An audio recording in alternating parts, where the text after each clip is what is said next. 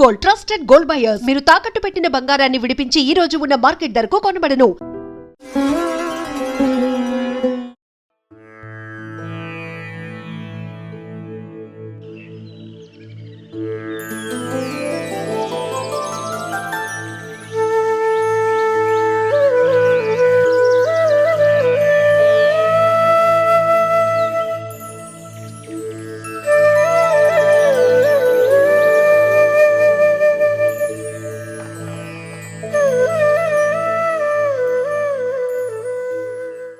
అనేటువంటిది అంటే మామూలుగా మన వాళ్ళు అనుకున్నది ఏంటంటే దశసహస్ర చేశాము, తొందరలో శతసహస్రం 1,00,000 మందితో చేద్దామని అన్నారు. అయితే అది ఎంతవరకు మనం సాధ్యము, అంత వేదిక ఎక్కడ ఉన్నది, ఎలా సమకూర్చుకోవాలి, ఇవన్నీ కూడా ఆలోచించి ముందుకు వెళ్దాము అనేటువంటి ఆలోచన. అంటే ప్రధానంగా ప్రత్యేకంగా ఏమిటనంటే ఈ పీఠం మహిళా ప్రాధాన్యత కలిగినటువంటి కార్యక్రమాలతో మనకు ముందుకు వెళ్తూ ఉన్నది. హిందూ ధర్మంలో మహిళల యొక్క ప్రత్యేకతను చాటి చెప్పటమే శ్రీశక్తిపీఠ లక్ష్యంగా.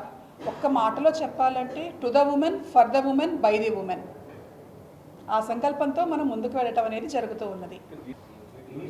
గిన్నిస్ రికార్డు అనేటువంటిది ప్రపంచవ్యాప్తంగా ఎలా ఉంటుందంటే ఏ గొప్ప పని చేసినా ప్రపంచవ్యాప్తంగా తెలియాలి అని అంటే ఒక గుర్తింపు కావాల్సి వస్తున్నది ఇవాళ ప్రపంచంలో. అయితే అదృష్టవశాత్తు మన మీడియా చాలా అద్భుతంగా పనిచేయటం వల్ల చిన్న కుగ్రామంలో జరిగినటువంటి ఒక విషయం కూడా ప్రపంచవ్యాప్తంగా విశ్వవ్యాప్తంగా తెలియజేసేటువంటి పనిని అద్భుతంగా చేయటం జరుగుతున్నది. అందులో భాగంగా ఆ గుర్తింపు అనేటువంటిది మనకి గిన్నిస్ వరల్డ్ రికార్డ్ అనేటువంటి ఒక మార్గం మనకు కనిపిస్తూ ఉన్నది.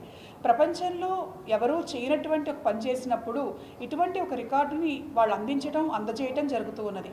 మనం చేసినటువంటి పని ఏమిటి అని అంటే మహిళలు అందరం కలిసి ఒక చోట ఒక సమ్మేళనంలాగా ఏర్పాటు చేసి మహిళల భావనతోనే మహిళలు కనుక తలుచుకుంటే ధర్మాన్ని ముందుకు తీసుకువెళ్తారు, వాళ్ళు శక్తి స్వరూపులు అనేటువంటి అంశాన్ని ముందుకు తీసుకెళ్లేటువంటి సమయంలో ఒక జ్యోతి ప్రజ్వలన చేసుకున్నాం, దీపాన్ని వెలిగించుకున్నటువంటి సమయంలో వేలాది దీపాలు ఒకేసారి వెలగటం అనేటువంటిది ఇంతకుముందు ఈ సంఖ్య ప్రపంచంలో ఉన్నటువంటి సంఖ్య కంటే కూడాను ఎక్కువ సంఖ్య ఆ రికార్డుని బ్రేక్ చేయటం అనేటువంటి జరుగుతున్నది అని వాళ్ళు గుర్తించి మనకు రికార్డుని ఇవ్వటం జరిగింది.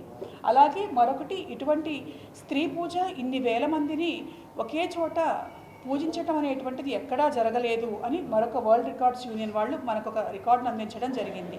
ఇది మహిళలందరికీ కూడాను ధర్మ సామ్రాజ్యంలో దక్కినటువంటి గుర్తింపు, గౌరవం, ఒక రకంగా చెప్పాలంటే స్ఫూర్తిదాయకమైనటువంటి చిహ్నం.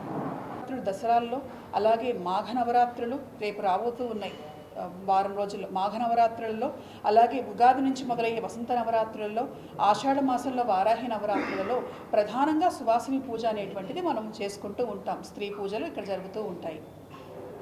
అమ్మవారి ఎదురుకుండా స్త్రీమూర్తులను కూర్చోబెట్టి మన 10,000 మందికి ఎట్లా అయితే చేశామో అట్లనే వాళ్ళని కూర్చోబెట్టి వాళ్ళకి బొట్టు పెట్టి చక్కగా దేవతకు మనం గర్భగుడిలో ఎలా అయితే అష్టోత్తరంతో చేస్తామో, ఎలా అయితే దేవతకు మనం నైవేద్యం సమర్పణ చేస్తామో అవన్నీ కూడా స్త్రీమూర్తులకు మనం ఇక్కడ చేసుకుంటూ ఉంటాము. వాళ్ళకి హారతిస్తాము, వాళ్ళకి ప్రసాదం సమర్పిస్తాము, వాళ్ళ చేతితో నుంచి పూజ చేసుకున్న వాళ్ళు ప్రసాదం స్వీకరించడం ఉంటుంది. ఇవన్నీ కూడా జరుగుతూ ఉంటాయి. పూలదండ వేసి వాళ్ళ మెడలో వేయటం జరుగుతూ ఉంది. ఇంచుమించుగా కూడా కదా, గర్భగుడిలో అమ్మవారు కదలని దేవత అని అనుకోవచ్చు. మన వాడుక భాషలో చెప్పాలంటే కదిలే దేవతలుగా వీళ్ళని మనం పూజ చేయటం అనేది జరుగుతుంది. ఏదో చేశామనేటువంటిది కాకుండా నిజంగా మనం ఆ భావన చేసుకొని చేయటం అనేది ఇక్కడ మనకి జరుగుతుంది. చెయ్యొచ్చు. అయితే సామూహిక కార్యక్రమాల్లో ఏమవుతుంది అని అంటే చాలా సున్నితమైన అంశం ఇది. చేయించాలన్న కోరిక నాకు ఉన్నది, కానీ సాధారణంగా ఏంటంటే యాక్సెప్టెన్స్. ఇప్పుడు ఆడవాళ్ళు పూజ చేసినప్పుడు పొరపాటున చేయదగిలినా, పొరపాటు కావాలని చేయకపోయినా ఇబ్బంది ఉండదు.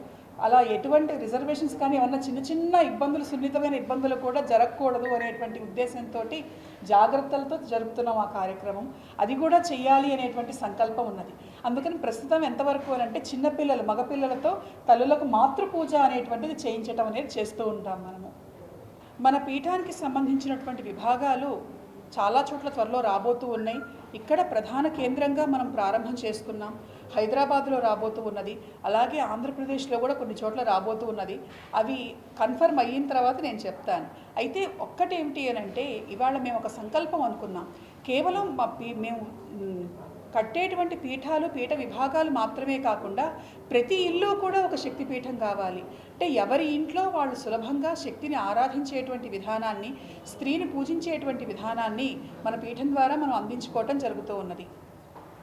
దాడులు ఎప్పటి నుంచో జరుగుతూ ఉన్నాయి, ఇవాళ జరగటం కాదు.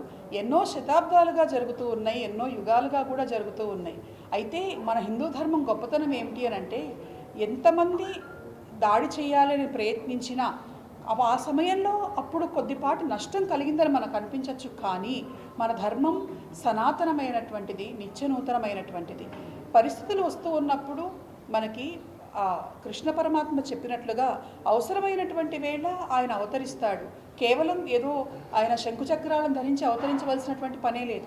కలియుగంలో మానవుడే దేవుడు అని చెప్పి హిందూ ధర్మాన్ని ఆచరించేటువంటి ప్రతి ఒక్కళ్ళు కూడాను ఎలాంటి ఇబ్బందులు హిందూ మతం ఎదుర్కొంటున్నది వాటిని ఖచ్చితంగా ఖండించి తీరాలి.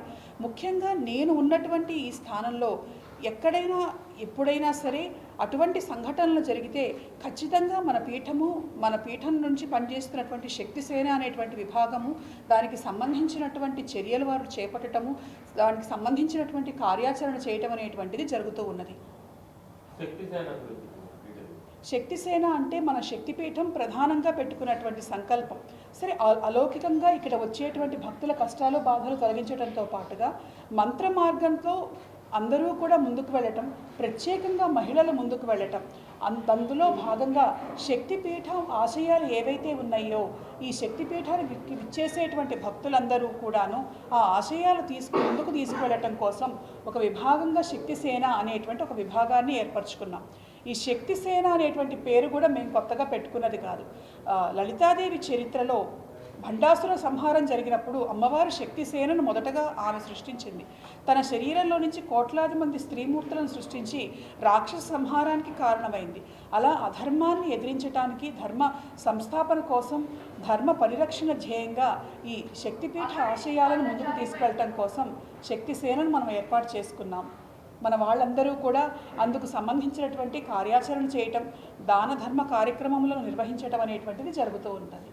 మనలో ఆ రోజు చాలామంది మన కార్యక్రమానికి కూడా వచ్చారు. జనవరి 6వ తారీఖు నాడున మనం అనుకున్నటువంటి సంకల్పం, ఈ పీఠం స్థాపన చేసినటువంటి సంకల్పం మొట్టమొదటిది ఏమిటంటే, పీఠాలు అనగానే దేవాలయాలు, దేవతలు, భక్తులు రావటాలు, సందర్శించటాలు, కోరికలు తీర్చుకోవటం మాత్రమే కాకుండా సమాజానికి ఒక నిర్దేశకత్వం అనేటువంటిది చేయాలి అని ఒక్కొక్క పీఠం ఒక్కొక్క రకంగా సంకల్పం చేసుకోవటం జరుగుతూ ఉంటుంది. అయితే ఆదిశంకర సంప్రదాయంలో ఉన్నటువంటి కుర్తాళ పీఠాధిపతులు ఈ పీఠాన్ని స్థాపించినప్పుడు, నాకు ఈ బాధ్యతలు అప్పచెప్పినప్పుడు ఒక మహిళగా నేను ఈ సమాజంలో, ముఖ్యంగా హిందూ ధార్మిక సమాజంలో ప్రాచీన కాలం నుండి మహిళలకు ఉన్నటువంటి గౌరవం, గుర్తింపు, వాళ్ళకు ఉన్నటువంటి ప్రాముఖ్యత ఏ విధంగా ఉన్నదో అది నేటి సమాజంలోకి ముందుకు తీసుకువెళ్ళాలి అనేటువంటి ఒక సంకల్పం చేసుకోవటం జరిగింది. నారీ ఏవ నారాయణి అనేటువంటి ఒక సూత్రాన్ని నేను ఆ రోజు సంకల్పించాను. మనకు తెలిసినటువంటి సిద్ధాంతం, ఎత్ర నార్యస్తు పూజ్యంతే రమంతే తత్ర దేవతాః. ఎక్కడ స్త్రీలు పూజించబడతారో అక్కడ దేవతలు నడయాడతారు, సంచరిస్తారు అంటున్నది మన హిందూ ధర్మం. అయితే ఏ విధంగా పూజించాలి, ఏ విధంగా గౌరవించాలి, ఏ విధానాల్లో ఆ పూజను ఆచరించాలి అనేటువంటి దగ్గర చాలామందికి అనేక సందేహాలు కలుగుతూ ఉంటాయి. స్త్రీలను పూజించమంటున్నారు, మనుషులను పూజించవచ్చా, మనుషులకు పూజ చేయొచ్చా అని అంటే, మన ధర్మం చెప్పినటువంటి మాట మానవ సేవే మాధవ సేవ, మానవులనే మాధవుడిగా భావించండి అని చెప్పినటువంటి సిద్ధాంతం మన హిందూ ధర్మాన్ని. అందులో ప్రధానంగా మహిళలను శక్తి స్వరూపంగా, దేవీ స్వరూపంగా భావించటం, వారిని పూజించటం మన సంప్రదాయం మనకు నేర్పించింది. పుట్టిన సంవత్సరం నుంచి కూడాను అమ్మాయిని బాలపూజ, కుమారీ పూజ, అలాగే వివాహమైనటువంటి స్త్రీమూర్తులను సువాసిని పూజ, సంతానవతులైనటువంటి స్త్రీలను సంతానలక్ష్మి పూజ, అలాగే పూర్వ సువాసులను కూడా మాతృపూజ, ధూమావతి స్వరూపంగా పూజించటం అనేటువంటిది మన శాక్తేయంలో కనిపిస్తున్నది. దాన్ని ప్రపంచవ్యాప్తంగా తీసుకువెళ్ళాలి అనేటువంటి ఉద్దేశంతో ఇక్కడ వేలాది మంది మహిళలకు మనం సువాసిని పూజా కార్యక్రమాలు నిర్వహించుకున్నాం. 2019లో మొట్టమొదటగా సహస్ర సువాసిని పూజ 1000 మంది స్త్రీలకు పూజ చేద్దాము అన్న కార్యక్రమం సంకల్పించినప్పుడు 8000 మంది మహిళలు ఆ కార్యక్రమంలో పాల్గొన్నారు. అయితే పూజ 1000 మందికి మాత్రమే చేయటం జరిగింది. ఇక్కడ మన పీఠం స్థాపన చేసుకున్న తర్వాత మన పీఠ ప్రాంగణంలో 2000 మంది మహిళలకు 3000 మంది మహిళలకు ఏకకాలంలో పూజ చేసుకున్నాం. పీఠం తరపున వారికి చీర సారె అన్నీ అందించాం. అయితే చరిత్రలో ఏదైనా సరే ఒక స్ఫూర్తి రావాలి, మహిళా ధార్మిక సామ్రాజ్యంలో ఒక మలుపు అనేటువంటిది జరగాలి అనేటువంటి సంకల్పంతో 10,000 మంది మహిళలను ఒకే చోట చేర్చి ఆ 10,000 మంది మహిళలను శక్తి రూపంగా భావించి అర్చన చేయాలి అని దశసహస్ర సువాసిని పూజ కార్యక్రమాన్ని ఏర్పాటు చేసుకోవటం జరిగింది. మన వాళ్ళందరి సహకారంతో అది ఇంటికి కూడా ఆ సంకల్పం చేరింది. వేలాది మంది మహిళలు దేశ విదేశాల నుండి వివిధ రాష్ట్రాల నుండి తరలి వచ్చారు. జనవరి 6వ తారీఖున అక్కడికి వచ్చినటువంటి ప్రతి మహిళ కూడాను మణిద్వీపంలాగా ఈ ప్రాంగణం భాసిస్తున్నది అని పులకరించటం అనేటువంటిది, ఎంతోమంది వాళ్ళ స్పందన తెలియజేయటం అనేటువంటిది జరిగింది. ఆ సమయంలో మొట్టమొదటగా మహిళలందరూ కలిసి దీపాలను వెలిగించటం జరిగింది. ఆ దీపాలు వెలిగించినటువంటి వేళ ప్రపంచంలో ప్రసిద్ధి చెందినటువంటి గుర్తింపు పొందినటువంటి Guinness book of world records వాళ్ళు రావటం, ఇన్ని వేల మంది ఒకేసారి దీపాలను వెలిగించడం అనేటువంటిది వాళ్ళు ఒక రికార్డుగా పరిగణించి అందించడం జరిగింది. అలాగే మరొకటి వరల్డ్ రికార్డ్స్ యూనియన్ వారు ఇన్ని వేల మంది స్త్రీమూర్తులకు ఒకే చోట పూజ చేయటం అనేటువంటిది ప్రపంచంలో ఇంతకుముందు ఎక్కడా జరగలేదని దాన్ని కూడా వారు ఒక రికార్డుగా మనకు అందించడం జరిగింది. ఇది స్త్రీ గౌరవాన్ని నిలబెట్టడానికి జరిపినటువంటి కార్యక్రమం. ఈ రికార్డులు ఏమైనా వచ్చాయి అనంటే కేవలం ఒక వ్యక్తికి పరిమితం మాత్రమే కాదు, 10,000 మంది స్త్రీలు సాధించుకున్నటువంటి సమిష్టి కృషికి చిహ్నంగా ఈ రికార్డులు అనేటువంటివి ఇవాళ కనిపిస్తూ ఉన్నాయి. అయితే అది మొదటి అడుగుగా భావించి ఇంకా మహిళలను ఈ కార్యక్రమాలలో వాళ్ళని భాగస్వాములను చేసుకుంటూ మన హిందూ ధర్మాన్ని ముందుకు తీసుకువెళ్ళాలి అనేటువంటి సంకల్పం మరింతగా చేసేటువంటి క్రమంలో ఈ విషయం మన మీడియా ద్వారా ప్రతి ఇంటికి ప్రతి ఒక్కరికి కూడా చేరాలి అనేటువంటి సదుద్దేశంతో ఈరోజు ఇక్కడ ఈ కార్యక్రమం మన వాళ్ళు ఏర్పాటు చేయటం జరిగింది. మన వాళ్ళందరికీ స్త్రీమూర్తులకి అమ్మవారి ప్రసాదం అందిందా లేకపోతే ఇప్పుడు తీసుకొని వెళ్ళండి. ఆ రోజు వచ్చిన వాళ్ళకి చాలామందికి అందించాము, రాని వాళ్ళు ఎవరైనా ఉంటే ఈరోజు అందించడం జరుగుతుంది.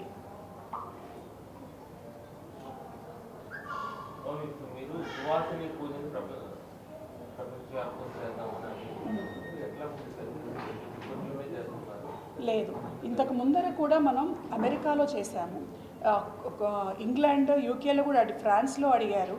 అయితే కోవిడ్ కారణాల వల్ల నేను మిగిలినటువంటి దేశాలకు వెళ్ళటం అనేటువంటిది ఆగింది కోవిడ్ కారణం వల్ల.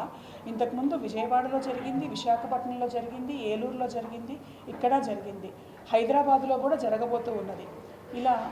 ఎలాగ ఇంతకుముందు చెప్పినట్లుగా విదేశాల్లో కూడా జరగటం జరిగింది. సువాసిని పూజ అనేటువంటిది చాలామంది చేసుకునేటువంటిది, అయితే దాన్ని ఇంకా ఎక్కువ స్థాయిలో గుర్తింపు తీసుకురావాలి అనేటువంటి సంకల్పంతో మనం ముందుకు వెళ్తూ ఉన్నాము.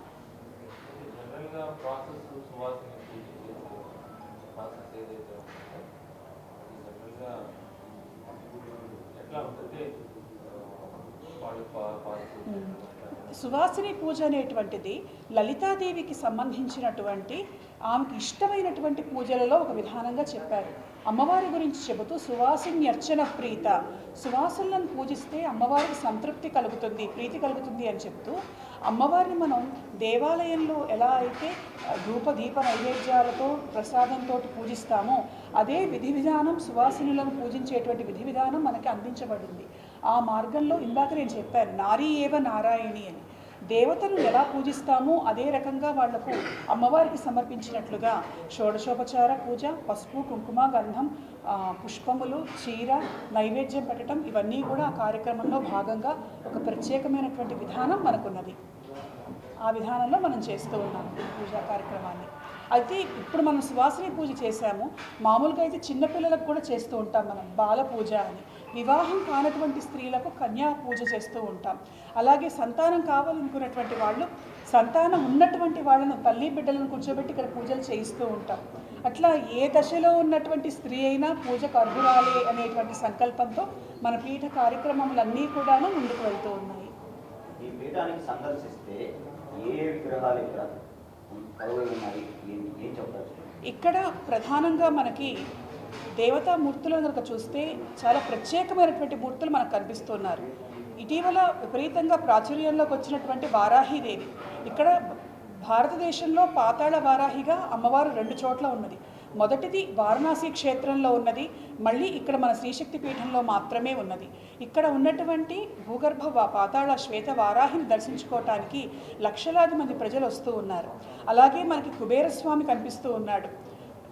వారాహిదేవి పక్కనే సింహముఖంతో ప్రత్యంగిరాదేవి కనిపిస్తూ ఉన్నది. పాతాళంలో వారిద్దరూ ఒకే చోటు ఉండటం ఇక్కడే మనం గమనించవచ్చు. అలాగే పై అంతస్తులో మరకత వర్ణంతో ఉన్నటువంటి మరకత కాళీదేవి, మరకత సిద్ధేశ్వర స్వామి కనిపిస్తూ ఉన్నారు. ఈ దేవతలు ప్రత్యేకమైనటువంటి వారు మాత్రమే కాక వీళ్ళని సందర్శిస్తే చాలు కోరికలన్నీ తీరుస్తారు, కష్టాలు పోగొడతారు అనేటువంటి విశ్వాసాన్ని దేవతలే ఇక్కడ ఉన్నటువంటి ప్రజలకు కలిగించటం, వాళ్ళకు కలిగినటువంటి అనుభవాల వల్ల అనతి కాలంలోనే వేలాది మంది, లక్షలాది మంది ప్రజలు ఇక్కడికి వచ్చి దేవతలను దర్శించుకోవటం అనేది జరుగుతూ ఉన్నది. ఇక్కడ మనకి మామూలుగా మనకి శాస్త్రోక్తంగా శాక్తేయ విధానంలో చెప్పబడినట్లుగా దేవీ దేవతలకు వాళ్ళకు సంబంధించినటువంటి పూజాకృతువులు శ్రీ సూక్తంతో, పురుష సూక్తంతో, అలాగే వాళ్ళ అష్టోత్తరాలు సహస్రనామావళితో పాటుగా మన దగ్గర జరిగేటువంటి ప్రత్యేకమైనటువంటి మార్గం ఏమిటంటే హోమ మార్గం. ఈ దేవతలకు సంబంధించినటువంటి హోమములన్నీ కూడా ఇక్కడ జరుగుతూ ఉన్నాయి. ప్రధానంగా అమ్మవారి అవతారాలైనటువంటి దశమహావిద్యా రూపములు మనకున్నాయి. వెంకటేశ్వర స్వామి విష్ణుమూర్తికి ఎలా అయితే దశావతారాలు చెప్పబడ్డాయో ఆ అవతారాలకు కూడా మూలం అంటుంది శాక్తేయం, శక్తి అన్నిటికీ మూలం అంటుంది ఆ దశమహావిద్యా దేవతలు. అలాగే ప్రత్యేకంగా దసరాలలో మనం ఇక్కడ అమ్మవారికి దశమహావిద్య అలంకారాలు వేస్తాం. భారతదేశంలో ఎక్కడా కూడా వేయరు. మామూలుగా అయితే నవదుర్గ అవతారాలు కొన్ని చోట్ల వేస్తారు, గాయత్రి, అన్నపూర్ణ, బాల ఇటువంటి అవతారాలు వేస్తారు. కానీ మనం మరకత శక్తికాళి అమ్మవారికి దశమహావిద్యా రూపములలో అలంకారాలు అనేటువంటివి దసరాల్లో మనం వేయడం జరుగుతూ ఉన్నది. And for more